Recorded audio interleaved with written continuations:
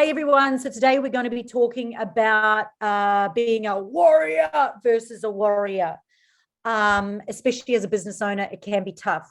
59% of adults report that they have daily senses of a sense of worry in 2020, which is a huge percentage. I know for myself, I can say that I am a worrier. I probably worry every single day of my life, I would say. And I'm going to go through some strategies today on how we can improve that and train it, because personally, I think it's the muscle, right? If you train your warrior muscle, then that's the muscle that's going to be really strong. If I train my warrior muscle, that's the muscle that's going to be my strong muscles. So, and you can't just work it once a year.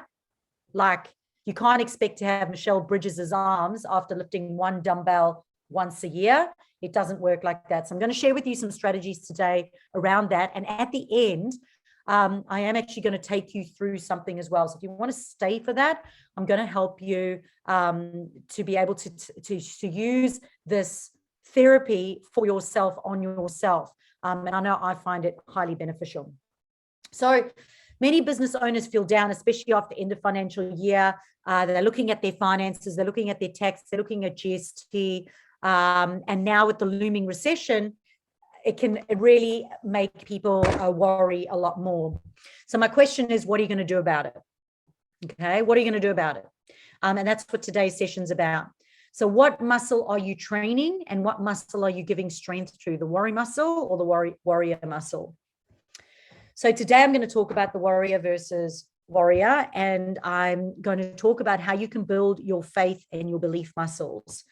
The warrior focuses on all the possible problems that can occur. The warrior focuses on how to overcome any potential obstacles that they may face. The warrior tends to give up when things are tough and they retreat, whereas the warrior believes that they can do anything they desire, and they keep fighting and they keep moving forward. And the warrior is paralyzed by fear, and a warrior admits that there's fear there, but does what's needed anyway. So when you do worry, you're hesitant and you can turn away from things. You can often not be fully committed or invested wholeheartedly. And when you're not invested wholeheartedly and you're not fully committed, and if you're fearful and if you're backwards and forwards, you can understand how you're not going to often reap the rewards that you're expecting to reap. So are you running away from or towards progress? And what do you truly desire? I think that's really important as well, because if we can consider what we truly desire, and if we can focus and put energy and thought into what it is that we actually desire, we can give that desire power and desire and power. And when you give that power that is backed by desire, faith, then you're going to set yourself up for success and not failure. So who of you would like adversity and worrying just to flow off like water on a duck's back?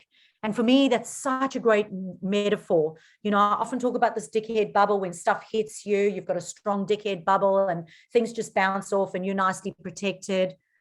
But I love the one about, you know, because I live by the lake over here and we have ducks and swans and pelicans. And it's just amazing that, you know, when the water just flows off their backs and then they can just get out of the water and just fly, even though, you know, they've just been in the water. They're not heavy anymore, just water off a duck's back. They just get up, it just flows off and off they go.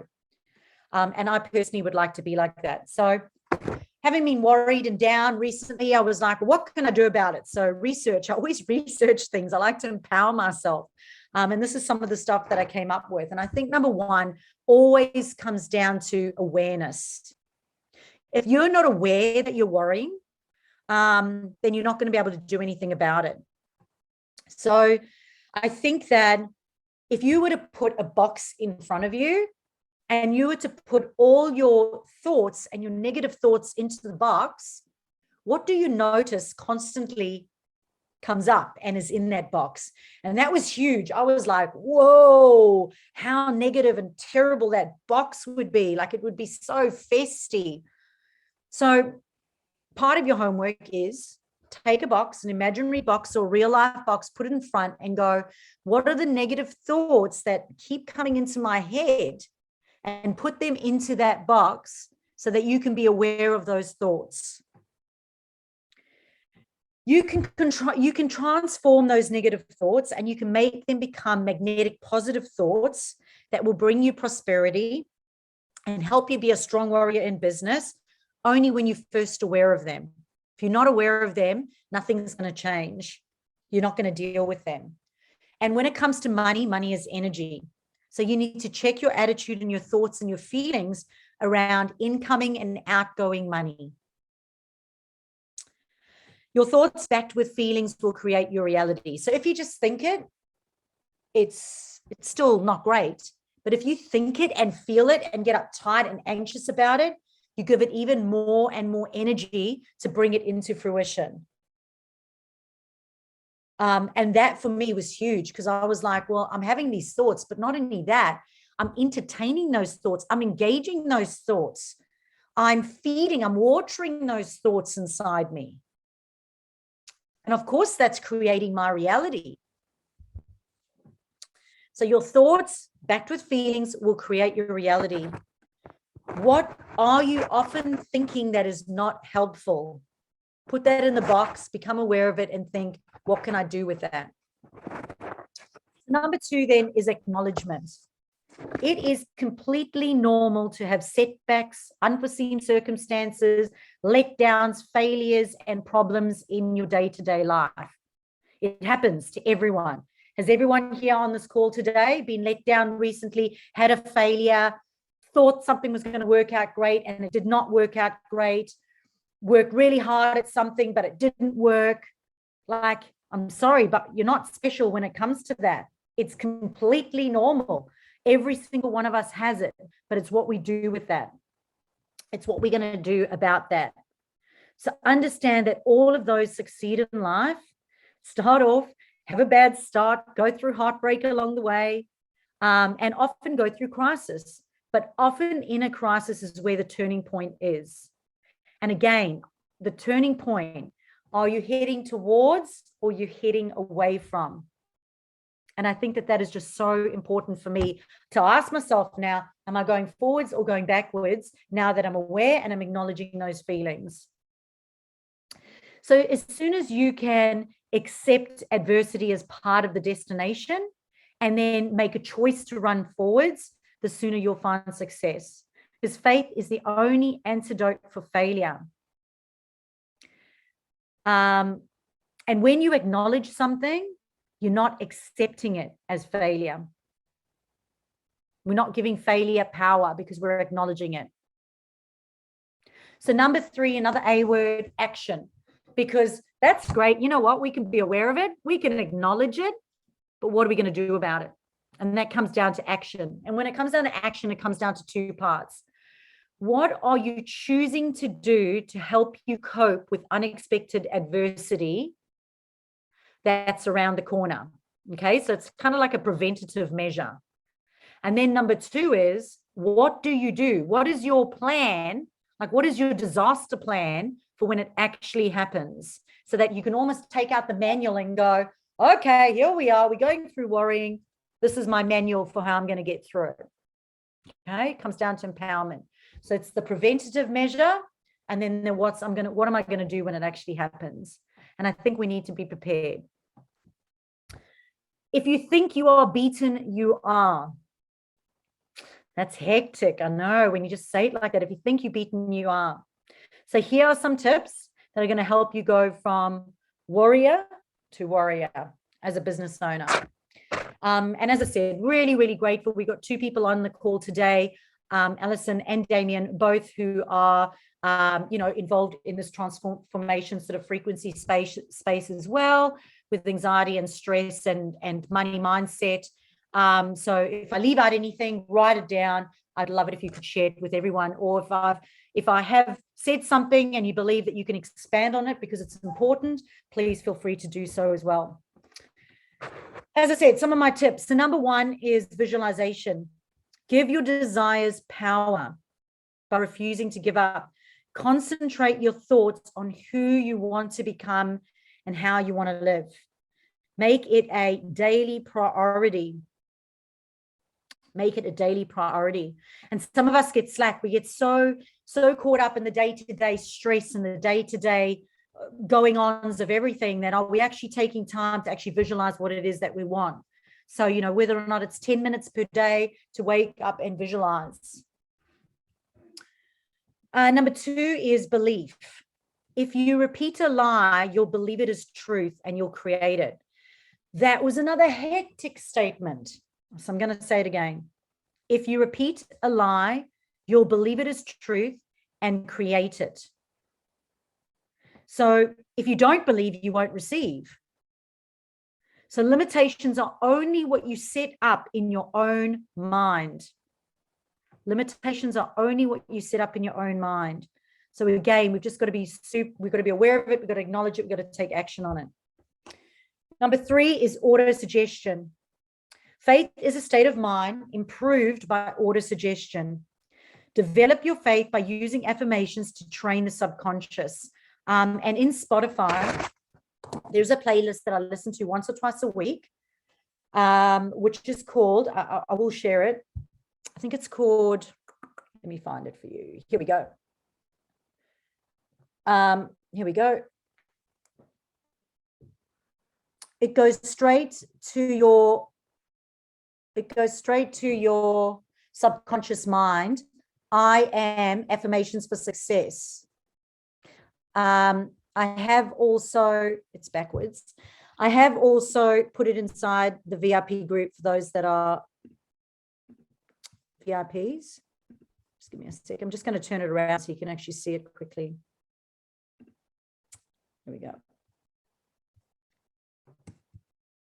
All right, let's see if you can see it now. So by grasp power, it goes straight to your subconscious mind. I am affirmations for success, wealth, and happiness. So you can listen to it while you're going to sleep or while you're exercising. I do it on a walk every single Monday. It's how I set myself up. So auto suggestions, again, it's about training that muscle. We all have limitations in our mind. We've all got belief systems that came into our subconscious at some point. So how can we retrain that or strengthen our subconscious to help us deal with our conscious thoughts? Number 4 is gratitude. Okay, what is actually going on that's great in your life right now? You know, when I ask for wins each week, some people struggle. Like out of 7 days, you can't find a win. So I encourage you to do that on a daily basis. On a daily basis, before you go to bed, go, what happened today that I'm grateful for? Because the universe is not going to trust you with big things if you're not rewarding the little things. If the little things that you get you're not grateful for, you won't be rewarded with the big things. Whether or not you believe in God, frequency, vibration, whatever, it's a universal law. So number 5 is about breathing. Every now and then, when I was personal training, I'll catch people and they're not breathing. Like they've done 5 ball slams and they're holding their breath because they're under stress. So again, it comes down to that awareness, and it's like, have a couple of deep breaths and make sure that you're breathing. And, the Apple Watch actually has a little a timer, and you can set it so that, 2-3 times a day, it'll say, take a deep breath, and it'll just, expand and go down. But yeah, just make sure that you're breathing. Again, just being aware, acknowledge, action. Number 6 is control. This one's really important. And because I'm a control freak, this one works really well for me. You can only control what you can control. So what can you control in that situation? What can you control? If you've got no money coming in the door right now, what can you control? All you can control is picking up the phone and phoning someone and seeing if they want to work with you. All you can control is going to social media and posting, sending out an email. That's what you can control.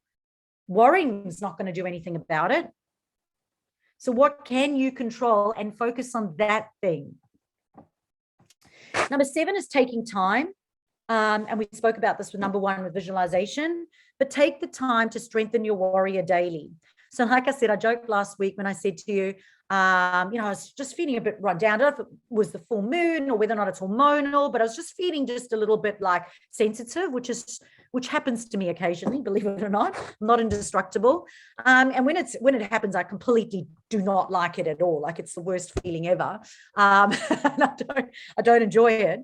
But I just thought, when you're feeling like that, take the time to acknowledge that that's how you're feeling, and then go through all these other things to strengthen that and make yourself feel better. But on an ongoing daily basis, it's important for you as well to strengthen that warrior. So when I was feeling down, I actually went to church twice that day, because I was like, the happy music, everyone's faithful, they're all like rah-rahing. Like if I could have gone to a rave, I would have as well, trust me. But on a Sunday, I could go to church twice and get my cup filled by doing that. So take time to be able to, strengthen your warrior by meditating daily, being mindful daily, and journaling daily. Put a book next to your bed. Make a rule. Don't go to bed until it's done. Number 8, improve your health. I mean, health's a big thing for me as well. Making sure that you're drinking water, you're eating better, you're exercising, you're getting outdoors, you're sleeping better. I'm going to throw this one in. Some people are going to freak out when I say it, but orgasming is really important, actually. It's a huge part of happiness. I know, Carrie-Anne, you're over the moon now, because I just put that on your action list. Actioned. But yeah, it is actually a fundamental part of actually getting a good endorphins out. And I've been discovering that actually in Think and Grow. Was it Think and Grow Rich? There was a book, something I'm reading at the moment was talking about that, which is saying it is fundamental. Number 9, and if you don't have a partner, it's fine. You can do it yourself. That's a private conversation that I'm willing to have with you if you get stuck. So number 9 is environment. Declutter anything that's not serving you.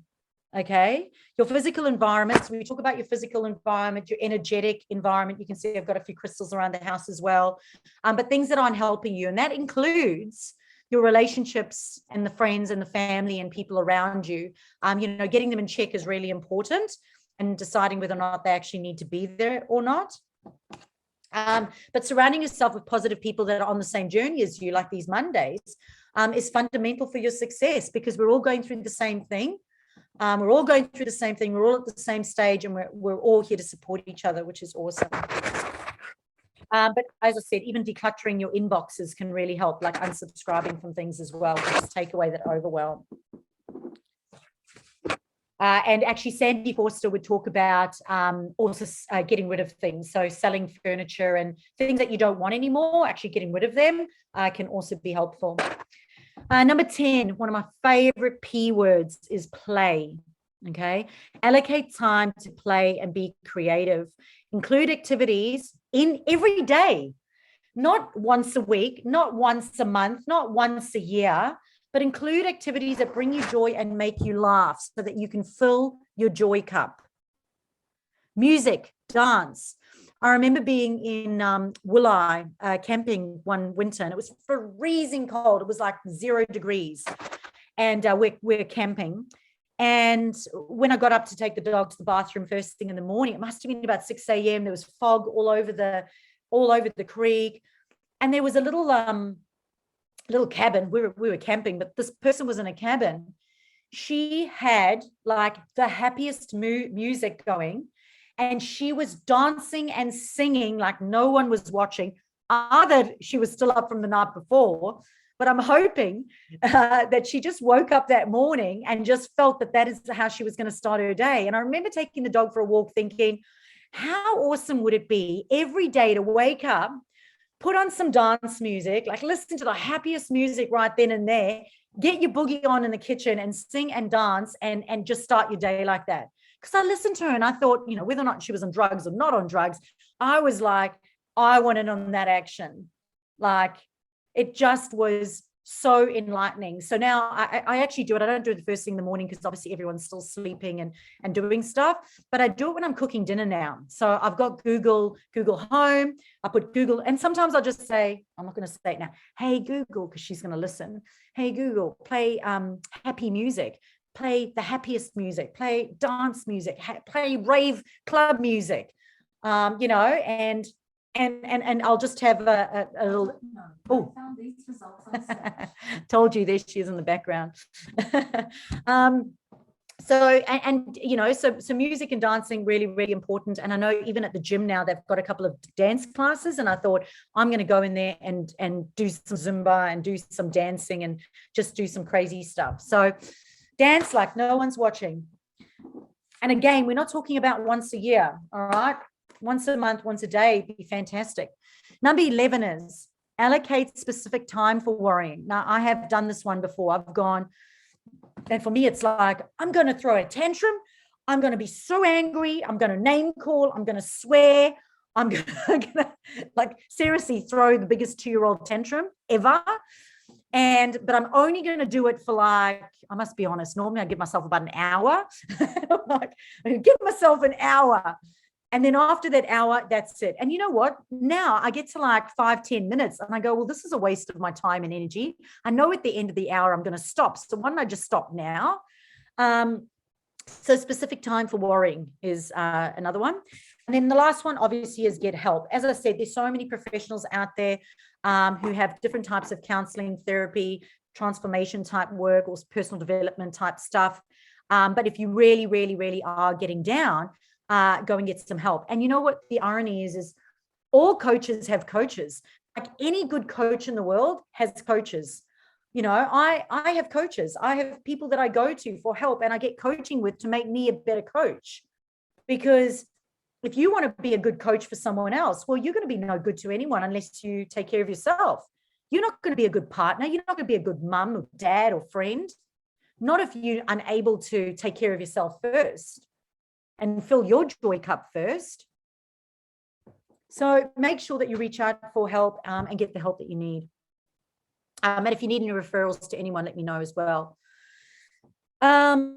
So whilst we're there, before I go into this exercise that I want to teach you that you're going to be able to do by yourselves for the rest of your life on your own, and Damian probably knows this one and could probably do a better job than me, but I'm going to give it a crack.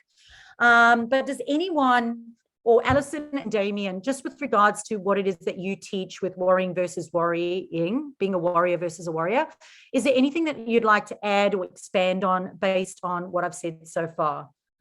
Did I do an okay job? Yeah, for me, it's basically just reiterating what you said. So I think it helps to realize that that's our brain's number one job, is to keep us safe. So it's naturally going to go to all the things that can go wrong. That's what your brain does, right? So then it's just a matter of, but when you're worried about something, for, you know, obsessing about it for the 18th time, you've sort of got to ask, is this helping? So yeah, that's when you've got to take charge of your focus. Like, and like what you said, like when you're thinking about worrying about what you don't want, that's sort of like praying for what you don't want, really. So you got to take charge of your focus and get it back onto what you do want. And then, yeah, and the other thing was that, yeah, there is a time and a place for worrying, like what you said, so allocate time for it. The example I always use for that is like Richard Branson doesn't fill his boardroom with people that are going to agree with him all the time.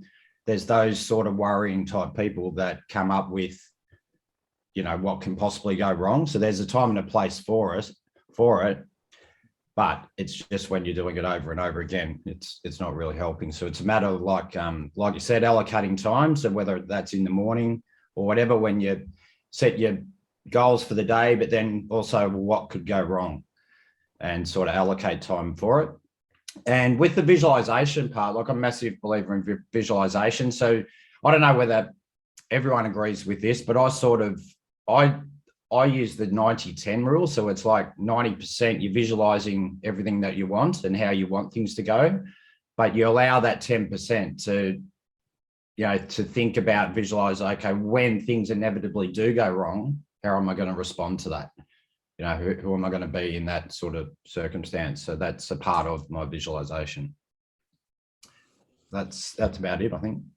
Yeah, awesome. I think what that made me think of is sometimes people feel guilty or bad or like they're doing something wrong when they're worrying.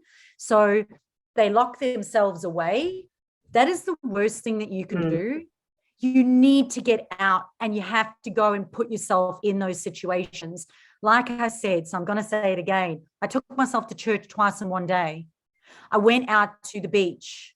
I went and put dancing music on, like fake it till you make it, to change it. And I automatically felt better. Whereas if I had stayed at, like, honestly, I felt like staying in bed. Like the one day I felt like staying in bed, and I was just going to stay in bed and be miserable and mope. And I went, this is not going to be helpful. What is going to be helpful? And I put myself in helpful situations, which is really important. Alison, have you got something to contribute towards that? Yes, actually totally agree with Damian and yourself. You did very well, Chantal. As you know, my favourite saying is flick shit. So that's one that I use a lot. I also use the box that you talked about a little bit. What I get people to do is actually put their worries in the box. Then they're only allowed to look at it once a day. And they go through if something needs, if it's not that worrisome, goes in the bin. And so once a day. And the only other thing I do is pretending that your mind is like a laptop. So you've got, when you're overwhelmed and stressed, you've got all your tabs open. It's like everything's open. So you want to close the tabs. Anything that needs to be deleted goes into the wastebasket, and you put things into files. So you might have a family file, and if you don't need that file open at that particular time, it just goes back. So that way, not everything's open and is overwhelming. Well, that's great. I love that idea. It's that whole like sort of decluttering thing, but I love that because it's kind of like organization of your thoughts as well, and prioritizing what you're keeping open or closed. I think that that's great. That's a great one. And I love the worries, bin it or box it, because we keep putting those worries into the box, but some of those worries, like if they're not worth worrying about and worrying about it's not going to be helpful or change anything, well, then maybe it's time to bin it. So I do love that. Bin it or box your worries. Love it, love it, love it. Think it's great. That's awesome. Thank you so much. Has anyone else got anything to contribute towards that? As I said, this will be, it is going to be put up on the website, chantalgerardy.com.au, under the blog section. They now get written up into blogs as well as a video on YouTube, so people can access them. But I am going to take you through an exercise right now. It's a timeline therapy exercise, which is going to help you bring back pushed down feelings of joy, of happiness and of safety, and it's going to bring it back from the past into the now. And it's something that you can do. And I did this one last week and it was absolutely amazing. I went back, I found joy and happiness in my life. I brought it back into the now. And the whole weekend, all I had, and I'm not going to tell you what the color is because I don't want to give you a color for your own color, but there was a color, and I was sitting in the sauna and I just felt the color, and I went for a ride on the bike and I felt that color, and I felt that color and I felt that feeling, and I was able to carry that feeling with me and get rid of the other feelings. So who would like to be able to bring back feelings of joy and happiness, and just, get rid of those other feelings or push those other feelings away? So I'm going to take you through that exercise. So if you just bear with me for a minute, if you want to turn off your videos, I might turn off mine as well, just so it's not distracting. But if you could just entertain me for a few minutes, I'm hoping that this is going to, I'm confident that this is going to help you feel safe, feel happy, and bring back some of your joy. All right. So if you could just take just a deep, long breath in. I like to 4 count breathe. So you breathe in for 4, 3, 2, 1. You hold for 4, 3, 2, 1. You release for 4, 3, 2, 1. And you breathe in for 4, 2, 3, 2, 1. Hold for 4, 3, 2, 1. Exhale, 4, 3, 2, 1. Hold, 4, 3, 2, 1. Inhale, 4, 3, 2, 1. Hold 4, 3, 2, 1. Exhale 4, 3, 2, 1. And hold 4, 3, 2, 1. And as your breathing goes back to normal, I want you to go back to a time when you're feeling safe and happy. Close down your eyes and go back in time to when you feel safe, happy. And when you're there, think, how old are you? Are you inside or outside? Are you alone or are you with someone? So at this place where you're feeling so happy and safe, I want you to see how you feel. I want you to feel how you feel. Those feelings of feeling safe and happy. And I want you to give that feeling a color. Can you see that color? Feel that color on your body, all around you. Now blow that feeling up so bright and shiny and place it all around you. The feelings of safe and happy. See and feel it on your face. See and feel it on your shoulders. The feelings of safe and happy. Feel it glowing in your heart. The feelings of safe and happy. Glowing and expanding as it travels past your hips, down to your knees and onto your toes. Can you feel it running through your body? Those feelings of safe and happy. Now take that glowing color of safe and happy and carry it back with you into the now. See and feel that feeling of safe and happy with you right now. Now take it further forward into your future. That glowing, expanding feeling of safe and happy. And bring that feeling of safe and happy back with you into the now. And when you're ready, open your eyes.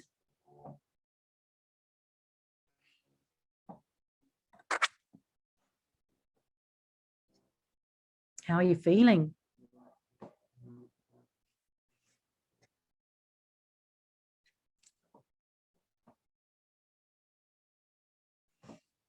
So that was about a minute or two, but such a great exercise that